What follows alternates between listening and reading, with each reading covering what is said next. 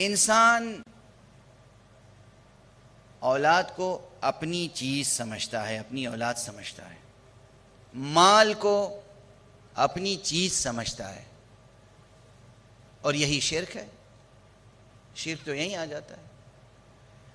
مجھے نہیں معلوم دوسرے حضرات کہاں جا کر شرک درک کرتے ہیں، میں تو یہیں درک کرتا ہوں۔ اپنی اولاد کو میں اپنی چیز سمجھوں، شرک ہے۔ میرے پاس جو مال ہے میں اس مال کو اپنا مال سمجھوں، شرک ہے۔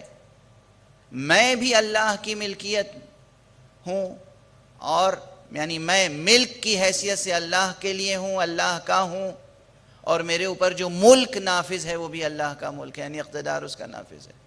میں بھی اللہ کا ہوں، میری اولاد بھی اللہ کی ہے، میرا مال بھی اللہ کا ہے۔ اور انسان دوسری بات یہ کرتا ہے، یہ پہلا شرک ہے کہ وہ مال اور اولاد کو اپنی چیز سمجھتا ہے۔ دوسرا شرک کہ وہ اس مال کو اولاد کی تربیت پہ خرچ کرتا ہے اور اولاد سے امید لگائے رہتا ہے کہ ہمارے بڑھاپے میں یہ ہمارا سہارا ہوگا۔ یہ دوسرا شرک ہے۔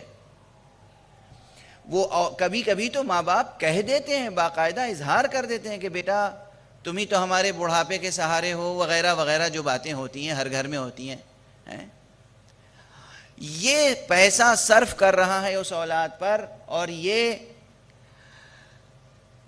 اس اولاد کی تربیت میں اپنی جان خرچ کر رہا ہے، محنت کر رہا ہے، اور امید لگائے ہوئے ہے اس اولاد سے کہ ہماری محنت کا صلہ اس اولاد سے ملے گا، اور ہمارے بڑھاپے کا سہارا یہ بچے ہوں گے۔ یہ شرک در شرک در شرک در شرک ہے۔ تو ان کا پھر توحید کہاں سے ہے؟ میں نے کہا توحید یہ ہے، اسی تربیت اولاد کے مسئلے میں توحید یہ ہے کہ آپ مال کو اللہ کی امانت، اللہ کی دی ہوئی نعمت سمجھیں، اولاد کو اللہ کی دی ودیعت کی ہوئی امانت سمجھیں، اس نعمت کے ذریعے سے اس امانت کی تربیت کریں۔ تربیت میں جو آپ کی محنت ہے اس کو اللہ کی طرف سے فریضہ سمجھیں، اس محنت کی پاداش خدا سے طلب کریں، اپنے انجام کی امید بھی خدا سے رکھیں، اولاد سے نہ رکھیں۔